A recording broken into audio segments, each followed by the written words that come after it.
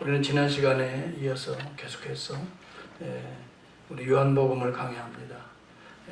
벳세다 광야에서 오병이어를 통해서 놀라운 수만 명이 먹고 12광주리가 남는 기적들이 행하니까 사람들이 이 예수를 잡아서 이제 세상 임금으로 삼고자 하는 그런 운동들이 일어납니다.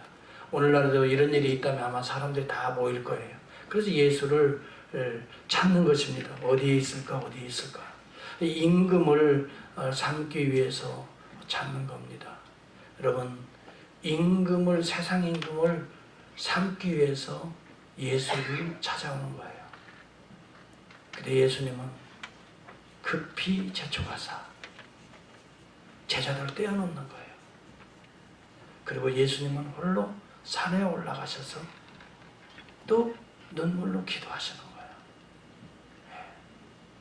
그리고 제자들에게 배를 타고 저 가버나움으로 피하라라고 하시는 거예요. 그때 풍랑이 일어나지만 주님이 밤 3시에 다시 나타나셔서 주님이 그 배에 타자마자 풍랑과 바람이 잠잠해지고 드디어 목적지 가버나움까지 가게 되는 거예요. 우리는 지난 시간에 이런 과정들을 우리가 말씀을 통해서 나눴어요.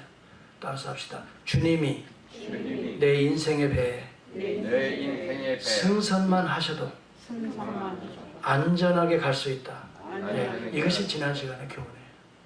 우리 주님이 내 인생의 배에 승선하시면 문제는 일단락됩니다. 그래서 저와 여러분은 예수님 모시고 정말 저 영원한 하나님의 천국을 향하여 항해하는 인생들이 다 될 수 있기를 주의 이름으로 정말 간절히 축복합니다. 이제 가버나움에 도착했습니다. 그러는데 많은 사람들이 남쪽에서부터 이런 소문을 듣고 배를 타고 이제 사람들이 주님을 찾으러 다니는 거예요. 계속. 지난번에 벳세다 광야에 가서 봐도 거기에 예수님이 계시지 않아요. 그러니 예수님이 배 타고 가셨나 하고 분명히 배 타고 가신 쪽을 가봐도 제자들만 그때 갔지 사실은 예수님이 거기 안 계셨거든요. 그거 다 알고 여기도 안 계시네. 그래서 이제 그 위를 향해서 북쪽을 향해서 돌아서 그들은 이제 가버나움으로 가고 또 그 소문을 들었던 디베레아 사람들이 배를 타고 이제 가버나움으로 몰리기 시작합니다. 그래서 예수님 앞에 다 모이게 돼요. 여러분 마치 우리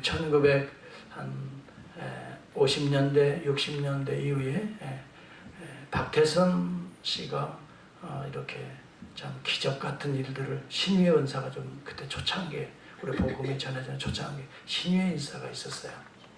많은 사람들이 그리 모입니다. 많은 사람들이 병 고치기 위해서 모이고 또 그때 참 너무 많이 모이니까 거기서 살자. 그래서 신앙촌이 형성되잖아요. 그리고 거기서 흘러나오는 물이 이게 뭐 병 고치는 생수다. 그래가지고 그 물들을 팔기도 하고 그랬어요. 그래서 많은 사람들이 그 신앙촌을 형성을 했습니다. 마치 그와 같은 거예요. 뭔가 기적이 좀 뭐 있다 하면 사람들이 몰리기 시작하는 거예요. 그들이 몰려서 주님을 발견하게 돼. 가버나움에서 주님을 만나게 돼. 주님, 아니 예수님이라고도 부르지도 않아요. 라비요, 어떻게 언제 여기에 오셨습니까? 이제 반가워서 무리들은 그렇게 말을 해요. 아주 찾았습니다. 밤중 내내 찾아봐도 거기도 안 계시고 여기도 안 계시고 드디어 여기 계시네요. 어떻게 여기 오셨습니까? 라고 이렇게 반가운 마음이겠지요. 그때 우리 주님은 약간 반가움보다도 그들의 마음의 중심을 다 알고 계세요. 그래서 그들에게 뭐라고 얘기하고 계시냐면 26절의 말씀에 이게 대단히 중요한 말씀입니다. 오늘 우리가 주님 앞에 나올 때마다 많은 사람들이 오늘도 주님을 찾습니다. 그런데 왜 찾느냐? 이게 중요해요. 이 문제가 해결되지 않으면 우리 신앙은 계속해서 무리가 될 수 있고 이 문제가 바로 해결되면 우리는 예수 그리스도와 한 몸 된 제자가 될 수 있는 거예요. 그래서 오늘 이 본문이 대단히 중요한 본문이에요. 26절 여러분의 성경을 다시 한번 보겠습니다. 같이 한번 볼까요? 26절입니다. 시작. 예수께서 대답하여 가라사대 내가 진실로 너희에게 이르노니 너희가 나를 찾는 것은 표적을 본 까닭이 아니요 떡을 먹고 까닭이다. 그러니 나를 찾는 것은, 나를 만나러 온 것은 떡 달라고 오는 것이다 이 말이에요. 한마디로 말하면 표적을 너희들이 보지 못하고 있다. 내가 왜 그 기적을 행했는지 그 깊은 디렉션, 스피리추얼 디렉션이 있는데 이것을 못 보고 오늘도 배고프니 오늘도 예수님 만나면 떡 주지. 그래서 이 떡 먹기 위해서 지금 나를 찾는 것이다. 이렇게 이야기를 하고 있어요. 여러분, 예수님을 찾는 이유가 분명해야 됨을 주님은 말을 가르쳐주고 있는 거예요. 예수를 찾는 게 표적을 봐야, 표적을 읽어내야 된다는 거예요. 그런데 오늘도 주님 내가 배가 고프니 나 오늘 떡 주세요.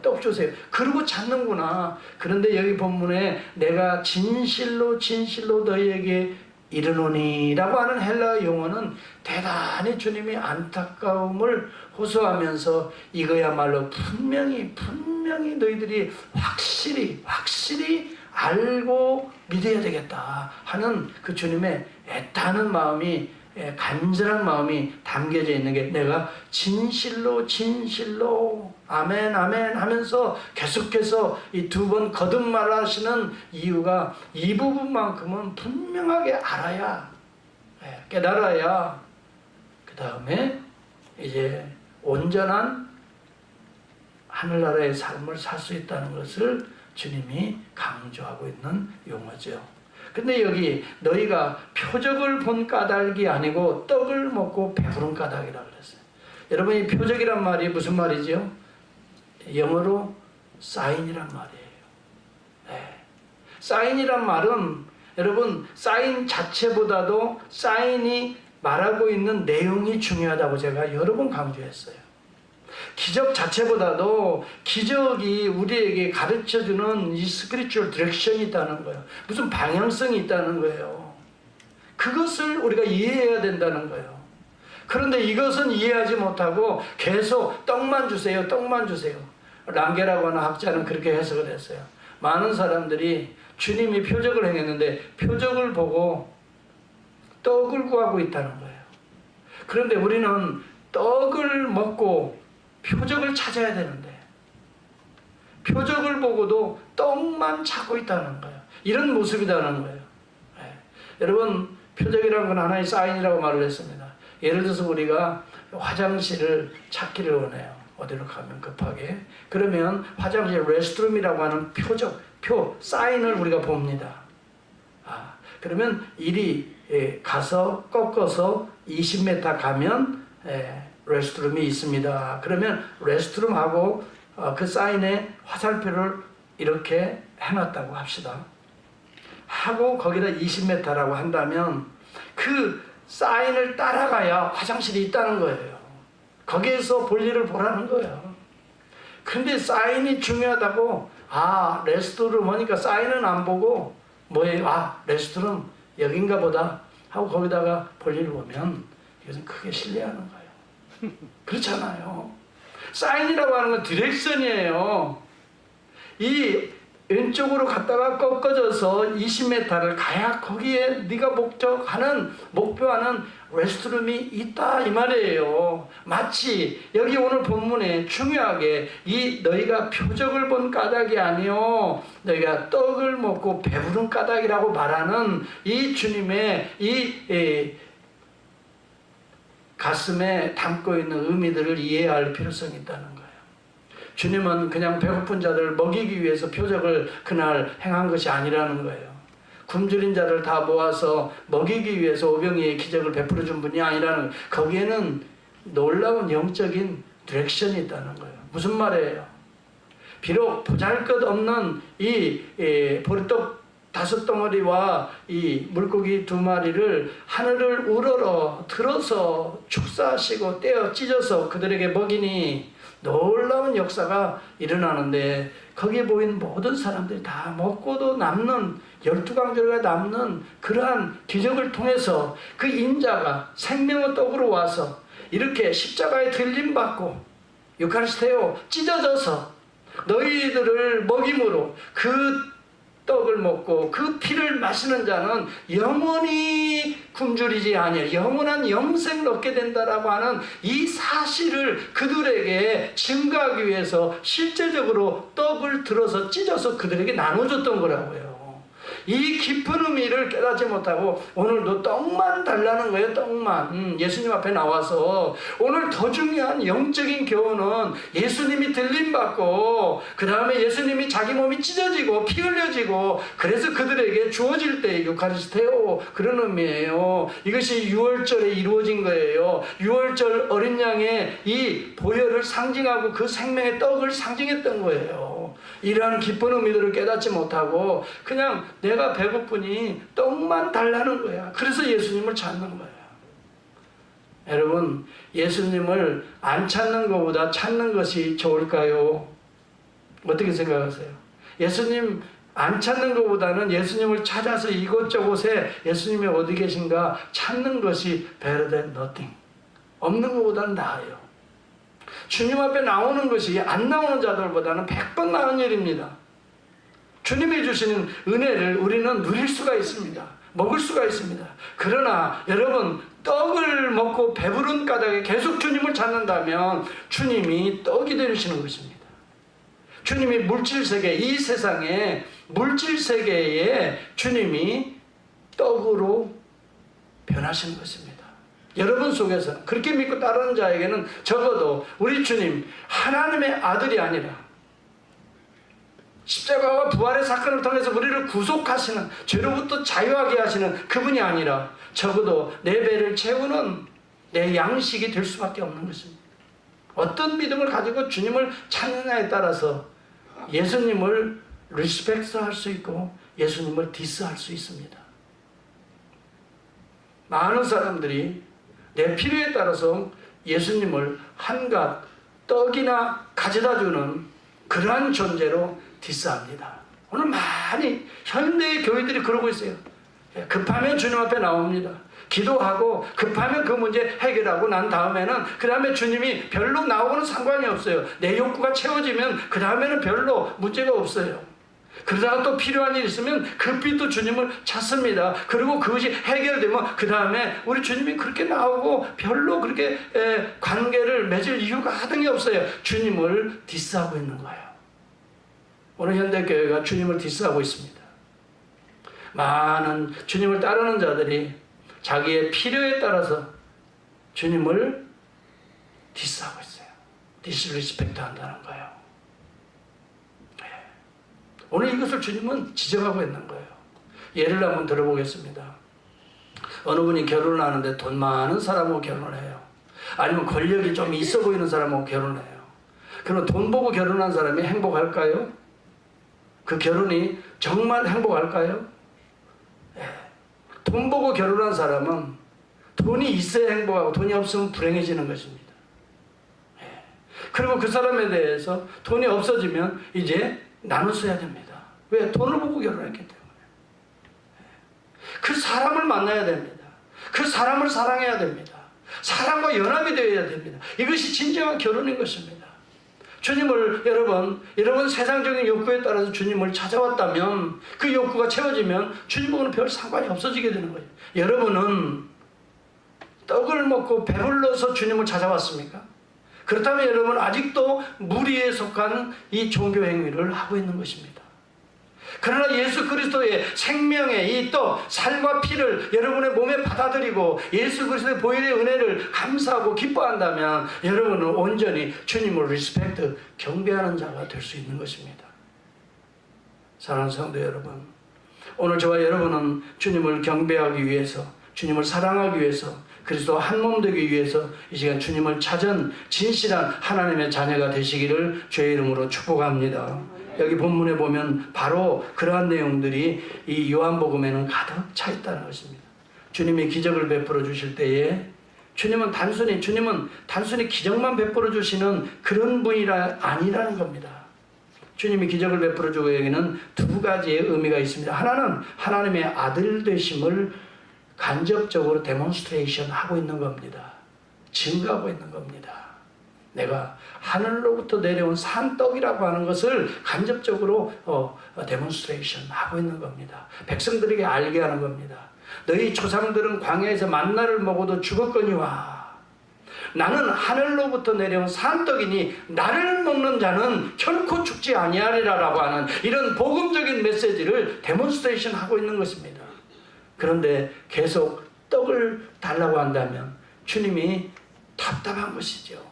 네. 주님은 이 땅에 빵 공장을 세워서 그들을 먹이기 위해서 오신 분이 아니에요. 주님은 이 병원을 세워서 그들을 다 치료하기 위해서 오신 분이 아니에요. 그런데도 주님을 우리가 요구할 때, 주님을 찾을 때마다 그런 먹을 거나 병 고칠 거나를 위해서 찾는다면 우리 주님을 디스하고 있는 거라는 거예요. 그걸 기억할 수 있기를 바랍니다.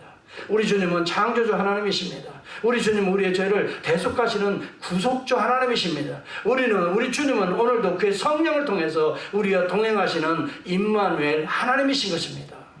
하나님을 여러분 바로 믿고 바로 고백하게 될 때에 오늘 저와 여러분에게는 우리 안에 따라서 천국을 이룬다. 예, 천국을 이룰 수가 있습니다.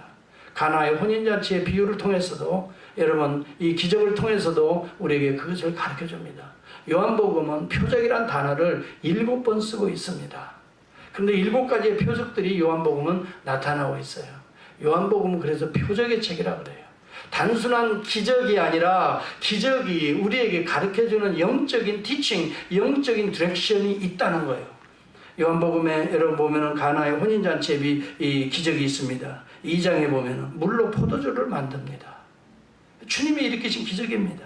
놀랍습니다.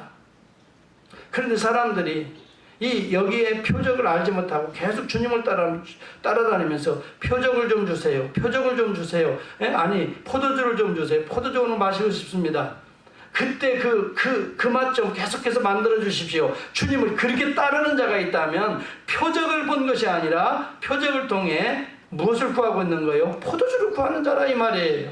계속 주님 앞에 와서 포도주 그 맛 기가 막힌 그 맛 그거 좀 만들어주세요. 그게 여러분 포도주는 예수 그리스도의 놀라운 천국 혼인잔치의 비유를 상징하고 있는 거예요. 이게 예수 그리스도 안에서 그리스도가 터치하는 곳마다 놀라운 하나님의 역사가 변화의 역사가 일어나서 천국이 이루어짐을 그 천국은 잔치와 같음을 우리 주님이 친히 가나의 혼인잔치에서 표적으로 보여주신 거예요.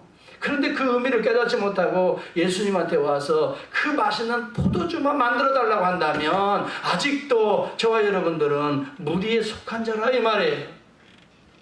무슨 얘기인지 이해 가십니까? 이걸 이해를 해야 돼요. 우리 주님이 표적을 행할 때마다 성경은 요한은 분명히 표적이라고 그 단어 세메온이라는 단어를 썼어요. 다른 복음서는 기적이라는 단어를 씁니다. 이런 기적을 통해서 하나님의 아들 되심을 선포할 뿐만이 아니라 요한복음은 그 기적적인 일들을 통해서 예수가 하나님의 아들일 뿐만이 아니라 그를 통해서 이루어지는 천국의 다양한 원리들을 소개해주고 있는 것이 표적의 목적이었습니다. 그래서 여러분 포도주를 마시면 얼마나 기분이 좋습니까? 그래서 천국은 예수 그리스도와 함께 이 정말 진정한 하나님 나라의 기쁨을 회복하는 곳이 천국이라는 것을, 그것이 예수 그리스도의 손길이 닿는 곳이 천국이라고 하는 사실을, 주의 말씀 그대로 순종하는 그곳에 이런 변화의 역사가 있다고 하는 사실을 가나의 혼인잔치의 그 사건을 통해서 가르쳐주고 있는 거예요.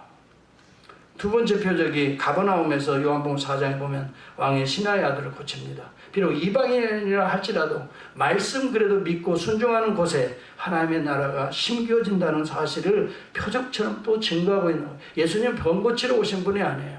그런데 말씀 그대로 말씀을 믿고 가더니 그 시에 그 왕의 신하의 아들이 그 열병이 떨어지고 살게 되는 것입니다. 그래서 우리에게 중요한 걸 가르칩니다. 하나님의 나라는 말씀이 선포될 때에 그 말씀이 떨어지는 그곳에 아멘으로 화답하는 그 순간 하나님의 씨앗이 되어서 그 심령의 모든 질병이, 이 세상적인 더러운 것들이 씻어지고 거듭나는 역사가 일어난다 하는 것을 보여주고 있는 거예요. 베데스다 연못가에 38년 된 그 병자를 고치는 사건이 5장에 등장합니다.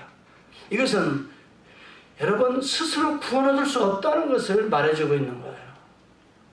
그 환자는 스스로 일어나서 물가에 그 베데스다 연못가에 들어갈 수 없는 존재라는, 이것이 오늘 인간의 최후의 모습이라는 것을 간접적으로 보여주고 있는 그림입니다. 이게 인간 스스로는 구원받을 자가 이 세상에 아무도 없다는 거예요. 로마서 3장이 이야기하고 있잖아요.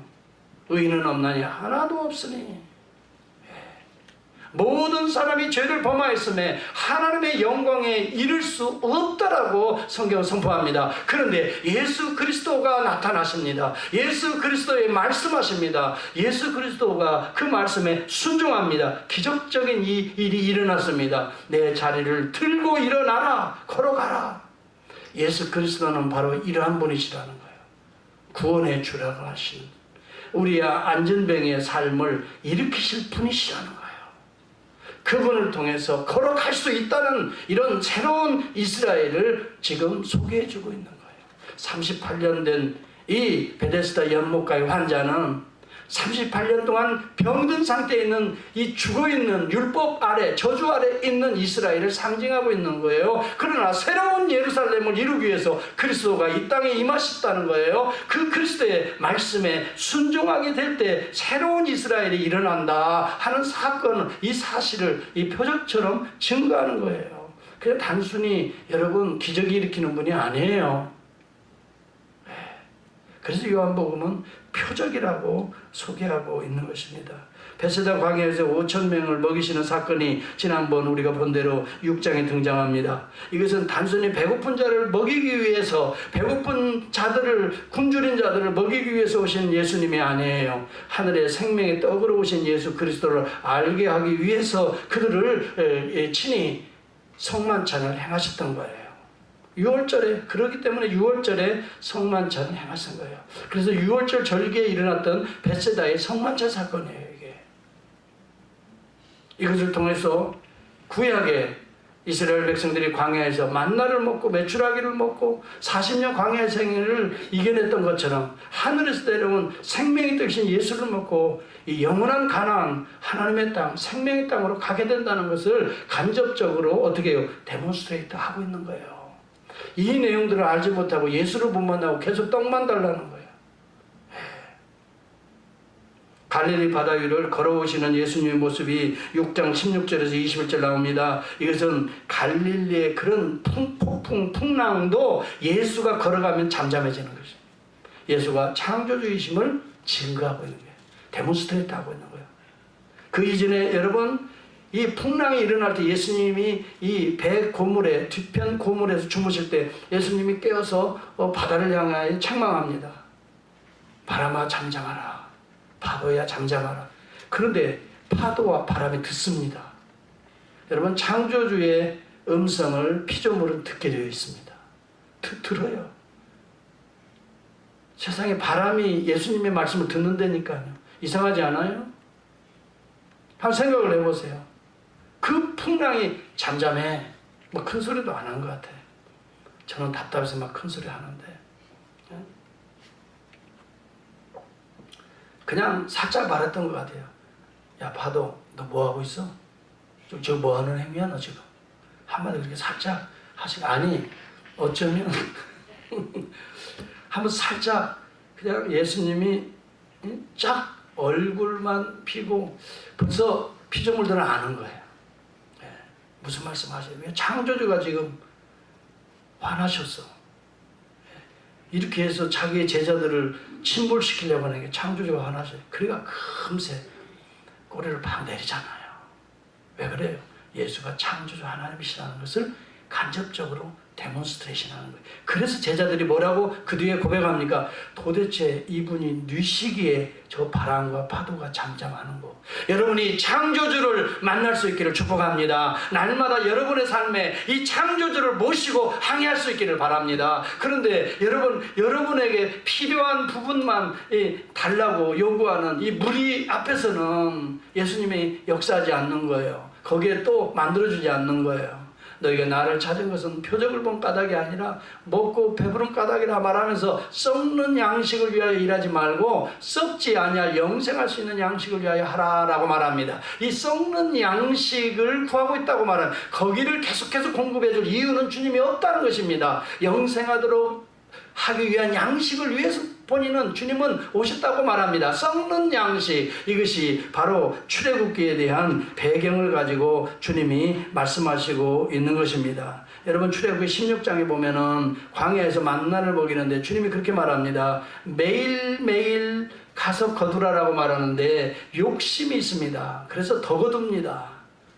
그랬더니 그 다음날 그 더 거두어 놓은 것들은 다 어떻게 됐나요? 썩을 양식이 되었던 것을 여러분 기억하십니까?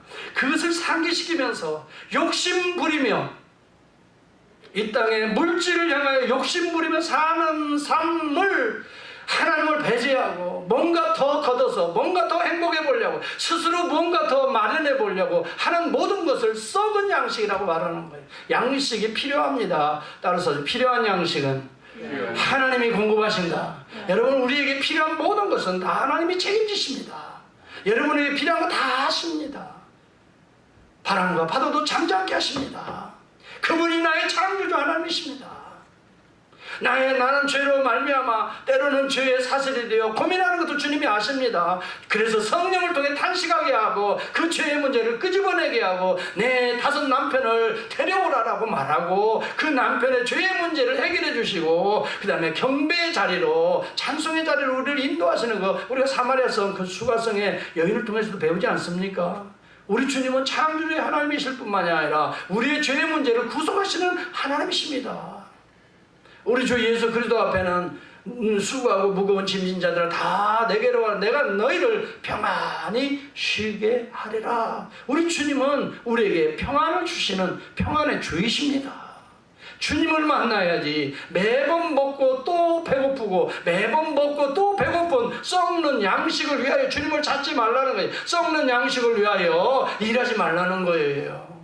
여러분, 주를 만날 수 있기를 축복합니다. 매 삶, 여러분 매일의 양식 속에서 표적을 만날 수 있기를 바랍니다. 오늘도 하나님이 주셨지. 오늘도 하나님의 은혜로 이만큼 우리에게 공급해 주시지. 감사합니다, 주님.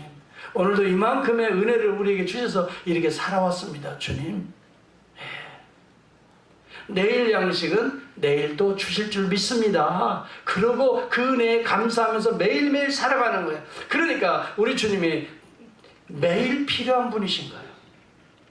내가 배고플 때만 필요한 것이 아니라 매일 필요한 분이세요. 여러분, 매일 우리는 죄사함의 은혜가 필요한 거예요. 매일 우리는 필요한 양식들도 필요하지만 영적인 자원들을 공급받아야 될 존재들이에요. 우리가 약하기 때문에, 그리고 사탄은 우리보다 더 마이터하기 때문에, 더 강하기 때문에 매일매일 우리는 주님이 필요하신 분이에요. 주님을 만나야 돼요.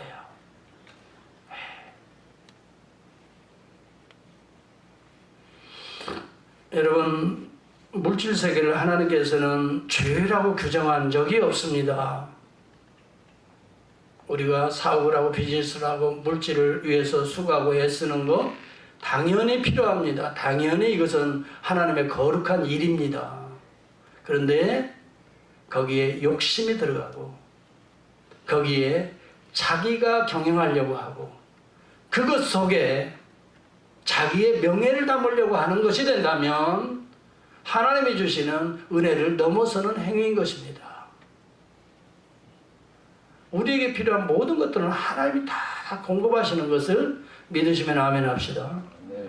여러분에게 필요한 것 우리도 잘 알지 못하는데 하나님이 다 공급해 주셔요. 다 예배해 놓으셨어요.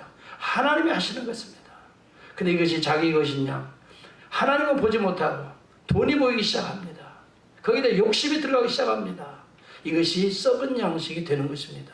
이것이 썩게 된다는 거예요. 여러분, 안식일에는 거두러 나가지 말라 그랬어요. 하나님이 이미 다 하시고 안식일 전날은 2배를 거두도록 주님이 내려주셨다는 걸 기억하십니까? 주님은 우리에게 필요한 걸 다 하시는 분이에요. 매일매일 주님은 우리를 공급하시는 분이에요. 그런데 안식일은 나가서 일하지 않게 하기 위하여 그 전날 2배를 거두도록 2배를 내려주셨어요. 갑절이라고 성경은 말합니다. 2배 말하는 거 아니에요? 그런데 그것도 믿지 못해서 어떻게 합니까? 양식을 구하러 안식일에 나갑니다. 구할 수 있었나요? 없었나요? 구할 수가 없었습니다. 이것이 바로 썩은 양식을 구하는 우리들의 삶의, 신앙의, 종교적인 그런 삶의 모습들입니다. 따라서 합니다. 하나님께서는 필요한 모든 것을 매일매일 공급하신다. 예. 그러니 염려하지 말라는 거예요. 그러니 두려워하지 말라는 거예요. 그러니 주를 바라보고 주를 만나라는 거예요. 주를 경배하라는 거예요. 여러분, 이 신앙 안에 살게 되면 내일에 대해서 염려할 것이 없어요. 내일은 내일 염려하라 그랬어요. 내일 것도 하나님이 내가 알지 못하는데 다 예비하고 계시는 거예요. 오늘 일에 충성을 다할 수 있는 저와 여러분이 될 수 있기를 바랍니다. 내일은 하나님께 달려 있습니다.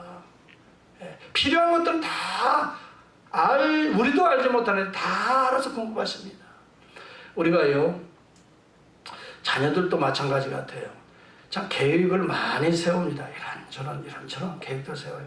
근데 저는 그렇게 기도해요. 하나님, 우리들이, 자녀들이 계획을 세우지만 일을 이루시는 이는 하나님이시니 하나님 중심으로 계획을 세우게 하시고 하나님 중심으로 의지하게 하시고 자기들의 어떤 지혜와 자기들의 어떤 계산으로 경영하는 인생이 아니라 하나님이 주시는 지혜, 하나님이 원하시는 뜻, 하나님의 나라, 하나님의 의, 그 뜻을 구하여서 하나님이 친히 인도하시는 삶이 되게 해 주십시오. 그리고 그 하나님은 매일매일 우리가 필요하니 매일매일 그 은혜를 공급해 주세요. 여러분, 우리가 그렇게 기도해야 될 줄을 믿습니다. 그런데 하나님이 그렇게 하셔요. 실제적으로 그렇게 하셔요. 기도한 대로 그대로 하셔요. 저는 그것을 보고 있는 거예요. 내가 생각한 거, 이것이 어느 때 보면 욕심이 되는 것도 있어요. 하나님은 그걸 용납하지 않으시죠. 그건 썩은 양식이 되니 그건 거두어질 수가 없어요. 하나님은 하나님이 원하시는 방향으로 쫙 틀기도 하시고.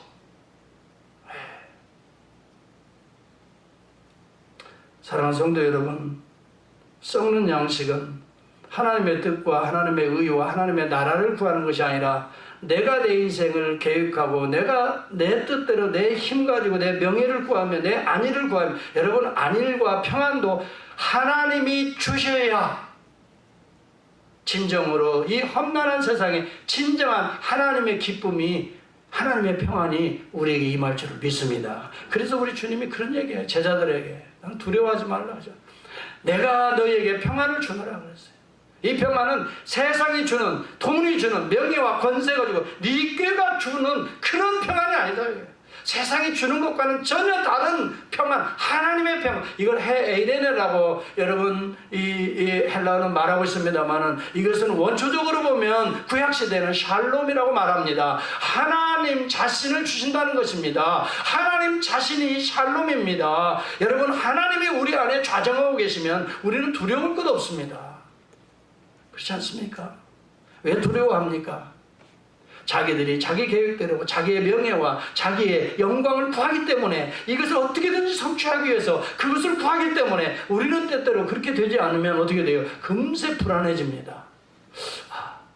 이렇게 되면 내가 상당히 힘들겠는데, 이렇게 되면 상당히 내 명예가 땅에 떨어지겠는데, 이렇게 되면 이게 뭔가 이렇게 되면 이게 되지 않지. 자기가 다 계산합니다. 이것은 믿음이 아닙니다. 이게 썩는 양식이 되는 것입니다. 매일매일 여러분 주님을 구할 수 있기를 축복합니다. 매일 오늘 하루에 24시간 계획할 때 자기 나름대로 다 계획합니다. 이렇게. 그리고 주님 앞에 어떻게 기도해요? 주님 이렇게 이루어 주십시오. 이렇게 기도합니다. 여러분, 이것도 썩는 양식을 구하는 겁니다. 먼저 주를 구하십시오. 주님의 영광을 위해서 이렇게 생각을 하는데 그 맞습니까? 주님의 결제를 구하십시오. 주님의 뜻에 따라서 이렇게 좀 해볼래. 이게 주님의 뜻이 정말 맞습니까? 이 주님의 결제를 구하라 이 말이에요. 그럴 때 이 사회는 그 공정사회가 됩니다. 우리가 주의 뜻을 구하고 주님의 이름의 영광을 구할 때에 우리의 관계는 정직한 관계가 됩니다. 하나님, 오늘 이런 정도의 비즈니스가 이렇게 돼서 이렇게 돼, 그런 것은 하나님이 알아서 채우신다니까요. 그 이전에 하나님의 정의를 구하고 하나님의 사랑을 구하고 하나님의 진실, 거룩함을 구하면 그 속에 공정사회가 되고 건강한 진실한 관계가 회복됩니다. 이때 하나님의 샬롬, 헤이레네가 우리 가운데 충만해지는 것을 우리는 체험하게 됩니다. 사랑하는 성도 여러분, 무엇이 썩는 양식입니까? 이 양식은 하나님이 만들어주신 거 아니에요. 여러분 창조하실 때 제일 먼저 사람을 만들어 놨어요? 아니에요. 먼저 우리들에게 필요한 모든 걸 다 만들어 놓으셨어요. 해와 달과 별과 나무와 그 다음에 뭐예요? 새들과 그 다음에 짐승들과 이 뭐 열매들, 과실들 다 우리에게 주시기 위해서 다 하나님이 공급하신 거 아니에요. 그것을 땀 흘려서 먹는데 왜 그게 나쁜 일입니까? 맞습니다. 옳은 일입니다. 그것은 하나님의 일입니다. 필요한 양식은 하나님이 다 공급하시게 다 예비하신 것입니다. 그런데 거기에 욕심이 들어가고, 그런데 거기에 자기 영광이 들어가고, 그런데 거기에 자기 꾀가 들어가고, 그러다 보니까 오늘 이 시대가 어떻게 됐어요? 하나님의 공정사회가 파괴된 것입니다. 있는 자는 더 거두려고 하고 없는 자는 더 고통을 당하는 이 시대가 되어버리고 만 것입니다. 사랑하는 성도 여러분, 저는 여러분들이 그렇게 권하고 싶습니다. 여러분들의 직장보다 더 그냥 교회에 와서 충성하는 것만이 더 시간을 더 그게 아닙니다. 여러분의 직장이 교회다 생각을 하시고 여러분의 관계가 하나님과의 관계다 생각하시고 이웃들과의 관계 속에서 하나님의 나라를 추구할 수 있기를 바랍니다. 여러분의 욕심이 들어가면 안 됩니다. 하나님 다 아십니다. 너희가 나를 찾는 것은 떡을 먹고 배부른 것이구나. 표적을 내가 보지 못하고 있구나 라고 주님은 다 알고 계세요. 오늘 저와 여러분들이 표적을 구하는 여러분들의 일터에서 여러분들의 가정에 우리의 관계 속에서 정말 하나님이 되시고 예수 그리스도의 구속의 은혜가 흘러지고 서로 피차가 용서하고 서로 사랑하고 이것이 구속 아닙니까? 찢어주는 거 아닙니까? 피 흘리는 거 아닙니까? 그런 의미에서 이웃들을 나보다 더 리스펙트 해주고 사랑해주고 하나님의 은혜와 영광을 도모할 때에 바로 여러분의 삶이 어떤 썩는 양식이 아니라 표적적인 하나님의 하늘의 양식, 생명의 양식이 이렇게 참 풍성히 공급되는 은혜의 천국이 될 줄을 믿습니다. 이 깊은 의미들을 오늘 한 주간 또 한번 생각해 보면서 살아갈 수 있기를 바랍니다. 기도하겠습니다. 하나님